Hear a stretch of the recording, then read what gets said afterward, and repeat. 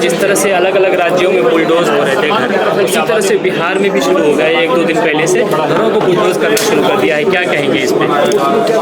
देखिए, किसी का घर बुलडोज करना,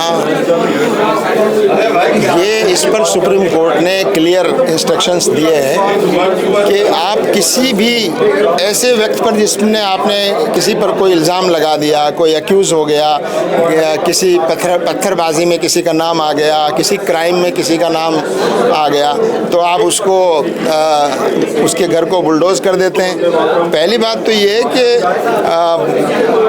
बुलडोज करना किसी जुर्म की सज़ा नहीं हो सकता। ये किसी कानून में लिखा है कि आप इस क्राइम का जो सज़ा है वो घर बुलडोज कर देना है। दूसरा ये कि अगर किसी पर क्राइम साबित भी हो जाए तो भी आप घर बुलडोज नहीं कर सकते। और तीसरी बात ये कि सिर्फ एक्यूज़ बनाकर या किसी को ये करके और कहा यह जाता है कि ये एनक्रोचमेंट है, ये इलीगल है, वो बताकर किया जाता है और समाज में मैसेज ये दिया जा रहा है कि हमने एक अपराधी का घर बुलडोज कर दिया, हमने एक आतंकवादी का घर बुलडोज कर दिया, हमने एक माफिया का घर बुलडोज कर दिया। और जितने घर बुलडोज किए जा रहे हैं वो सब इस तरह के लोग हैं जो सरकार से सहमति नहीं रखते या मुस्लिम कम्युनिटी से जिनका संबंध है। तो इससे साफ नज़र आता है कि इस बुलडोज़र के पीछे नफ़रत का एक एजेंडा भी है। इस बुलडोज़र के पीछे एक सेलेक्टिव एजेंडा भी है कि किन के घर बुलडोज़ किए जाएं, किस तरह के लोगों के घर बुलडोज़ किए जाएं,